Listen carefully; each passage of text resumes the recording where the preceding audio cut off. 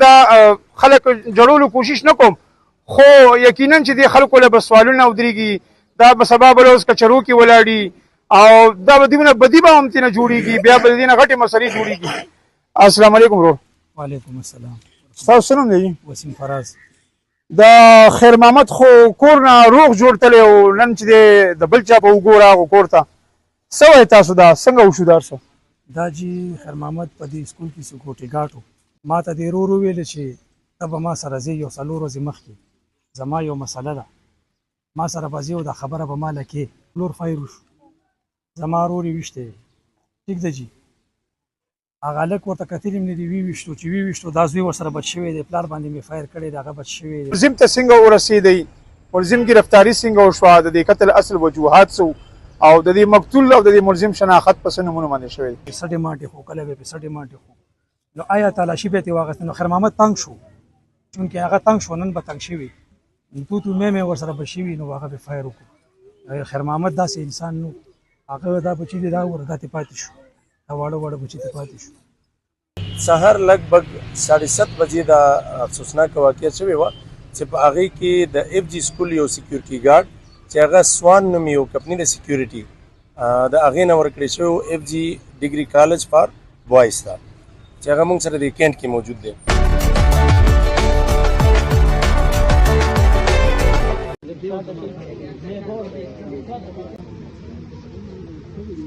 اعوذ بالله من الشیطان الرجیم بسم الله الرحمن الرحیم. زیم ګل رحمان او تاسو ګوري کرایم سین ډیجیټل.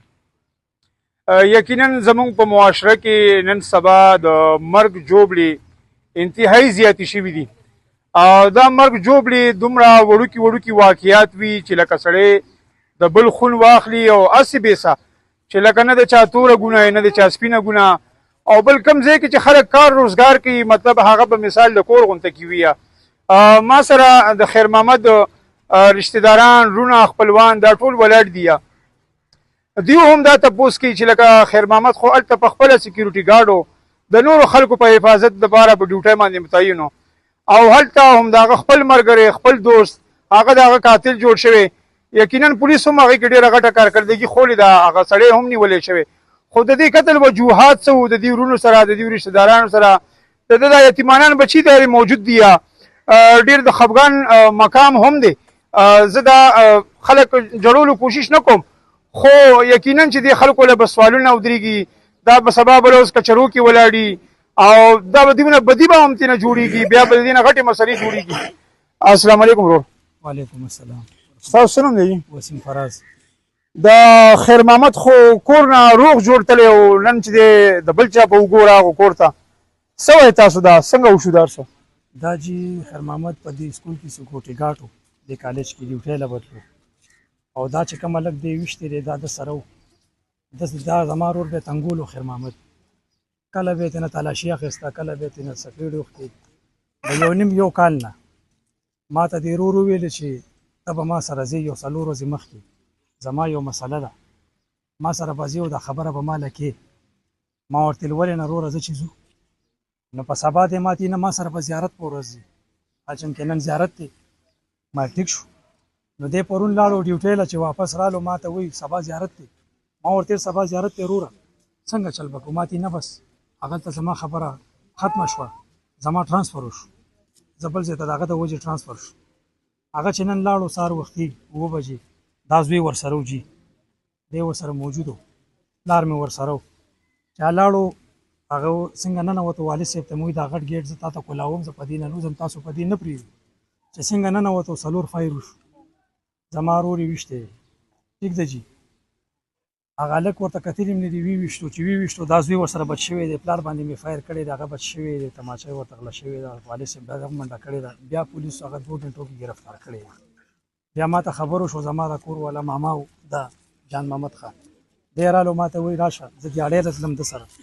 چونکې مونږ دیاړي مار یو نو ده ما ته وویل راشه ورور دله چا ویشتی دی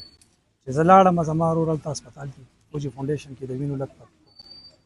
دا منظور دا ستاسو دا ورور د هغه سره څه داسې مسله وه چې لکه ده به تلاشي ما غشته دی به یې تنګولو را تنګولم ما خو دې کلي علاقې خلکو نه هم تپوس وکړه خو ډېر معذوفه غوندې کې سړی و ایون دومره پورې چې هغه سره موبایل به هم نه و نه به دلته چا سره چیټ چا نه کله چې چا سره جنگ شوی د سره د څه مسله وه مسله هېڅ نه وجې هغه ډېر ښه انسان و دې ټولو ته پته ده دا حقیقت دی خو د هغه دا کمزوري وه چې یارېدو داسې چې هغه به جنګ جګړې نه خوښولې او بس د دې یارېدو نه د دې هغه غلطه فایده اوچته کړې ده کمزوري پکې ګیره کړې وه چې دا یارېږي نو کله به یې پیسه ډیمانډ خو کله به یې پیسه ډیمانډ خو نو آیا تالاشي به یې واخیسته نو خیر محمد تنګ شو چونکې هغه تنګ شو نن به تنګ شوي تو مې ورسره به شوي نو هغه به فایر وکړو خیر محمد داسې انسان نو هغه دا بچي دی دا وردا ته پاتې شو دا واړه بچي ته پاتې شو مونږ بیا سرې شو جی زما رور ختم شو ویشتو فهیم بھائی نن پولیس د غربۍ خاص کر ډیره غټه یو کارکردګي خولې ده دا ویلې کېږي چې نن یو قتل وقوع شوی ده د اف جی سکول کې ملزم ته څنګه ورسېدی ملزم ګرفتاري څنګه وشوه د دې قتل اصل وجوهات څه او د دې مقتول او د دې ملزم شناخت په څه نومونو باندې شوی بسم الله الرحمن الرحیم د ټولو ناول زه ستاسو د زړه د کومې نه شکریا ادا کوم چې تاسو راغلئ او سپیشلي د پروګرام ارینج شو د دې دپاره چې زموږ عام ولس ته یو پیغام ورسي او د دې نه څه عبرت حاصل کړي سهار لګبګ 7:30 بجې دا افسوسناکه واقعه شوې وه چې په هغې کې د اف جي سکول یو سیکیورټي ګارډ چې هغه سوان نوم یو کمپني د سیکیورټي د هغې نه ورکړی شوی اف جي ډګري کالج فار بوایز ته چې هغه موږ سره د کینټ کې موجود دی هغه سړی چې د هغه خیر محمد نامه وه هغه سهار چې خپلې ډیوټۍ له رالو نو هغلته نه اول نه موجود ملزم چې کوم قاتل دی هغه چونکې اول نه موجود ځکه و چې د هغه د نایټ شفټ و هغه هم هلته سینیټري ورکر دی نو هغه الریډي اول نه موجود و او دا ملزم دا خیر محمد چې کله په دې ګیټ را دننه شي د سره چونکې بایک باندې مخې ته خپل د 2.5-3 کالو زوی ناست دي دغه دوران کې دی پې اچانک راشي او ډایرکټ پې سکان شروع کړي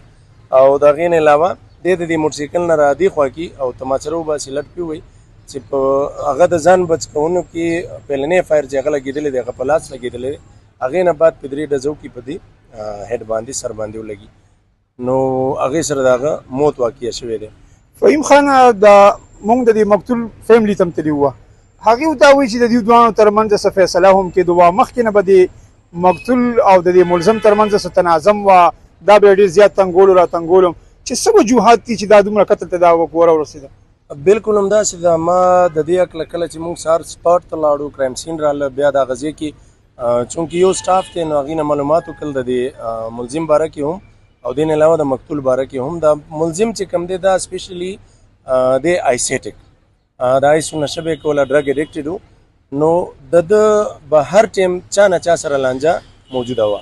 او هسې هغه عموما چې هسې سړی څوک ځان پسې لګوي که نه دغه پوزیشن نو د هغې هکله چې معلومات هم وکړو نو وي پرون ده سره یې څه موضوعباني تکرار شوی و ده ته یې ویل چې ګنې مطلب ته زما نه د موټرسایکل چابي پټه کړې ده او د هغې هکله پرون یې ورسره چیټ شوی و بیا دا کم مقتول چې دی دی تللی دی پرنسپل نه او د پرنسپل صاحب ته شکایت هم کړی و نو هغه ورته چې یاره سبا کله دی مونږ سکول سټارټ شي او دی چونکې نایټ شفټ و نو سهار کې به زه دی روغواړم او ستاسو دا مسله به زه حل کړم خو د دې عام موضوع باندې تکرار شوی لکه داسې خبره نه وه چې سړی ووایي چې یاره مثال د مرګ قابله څه خبره وه نو دغې د وجې دا ملزم چې بہت ایکچولي ډرګ اډکټډ و نو تاسو ته پته را کم سړی چې نشه کوي او بیا سپیشلي آیسو نشه کوي نو د هغه د مازغو کنډیشن څنګه وي فهیم خان یو بل دغه کومه زیاتره څوک چې قتل وکړي یا چا سره تمانچه وي په ځای په موقع دی چې کله داسې قتل وقوع وکړي نو دی په منټونو کې بلکې ډېر ملکونه او ځایونه یې پناه کړي وي دا ملزم ډېر زر په 2 غنټو کې ونیولی شو دې ته څنګه رسایي وشوه بالکل داسې ده حبیب رحمان بھائی چې کله د کرایم سین والا رالل بیا هغه ځای کې د دې ملزم چې کوم شناخت وشو بیا د ده ډیټ هم راواغسته د ده په ان آی سي باندې زموږ ټیکنیکل سټاف چې کوم دی سپیشلي سهیل حاجي صاحب دا زموږ الګ دی عمران نو هغه سره ما دا ډیټیل شیر کړل چې بھائی دې ان آی سي باندې کوم اکټیو نمبرز دي هغه نمبر زه راته راوباسه او بیا د هغې لوکیشن راته راکړه هغه لوکیشن هم چې راواغستو نو هغه لوکیشن بابت کې موږ د ملزم ته ورسېدو خو چونکې ان آی سي کې د ده پته د یو ځای وه نو موږ اول هغه ځای ته لاړو چې د ده بالته څوک جان پہچان والی چې موږ ته ووایي چې کنې ده لکه موږ دې ګرفتار کړی دی قاید آباد نه کوم ځای کې چې د دې کور دی موږ چې کله لاړو د ده ایډرس و شاه کبول هغه ځای ته چې لاړو نو هغه ځای کې د ده پوزیشن دا و چې یاره د دې 20-25 سال کېږي دلته نه دي شفټ شوي دي. نو بیا د هغه ځای نه اوچتېدل قید آباد کې لوکل چې کوم زموږ انفارمرز دي هغې سره کانټیکټ کې شو او د دې د کور اډرس معلوم شو. چې اډرس معلوم شو سیده لاړو، سپیشلي یو خو لوکیشن هم ملو شوی و، په هغې باندې لاړو او سړی چې کوم دی هغه کور کې موجود و، همالته هم د ارست پاسبل. فهیم شاه خان یو بل یو کوېسچن باندې راځم، لاست اخرنی سوال دی. زمونږ په معاشره کې که زیات تر تاسو وګورئ آیس ډېر زیات خور دی. ایون که زمونږ که چېرته شکمار شوکه کوي نو تاسو به کتلي یا غم ډز کوي. که دا نننۍ وقوعه مونږ وګورو نو دا هم ډېره معمولي مسله ده، دا هم یو آیس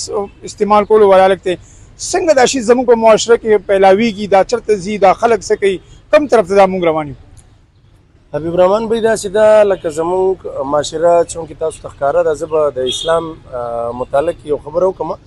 که وګورئ نو د پیغمبر اسلام وخت کې هم جرم شوی دی. زموږ ایز ا پولیس افیسر دا کار دی چې موږ به د دې جرایمو روکتام کوو. زموږ چې کوم فرایض دي موږ به په هغې عمل کوو. لکه مطلب یو سړی دی که هغه ډرګ ایډکټډ دی یا ډرګ پیډلر دی نو زموږ خو نیول د هغه په موږ فرض دي، موږ یې ونیسو. بیا هغې نه بعد چې کوم دی دا سړی لکه موږ خپل هغه ډیوټي خپل سر ته رسوو، خو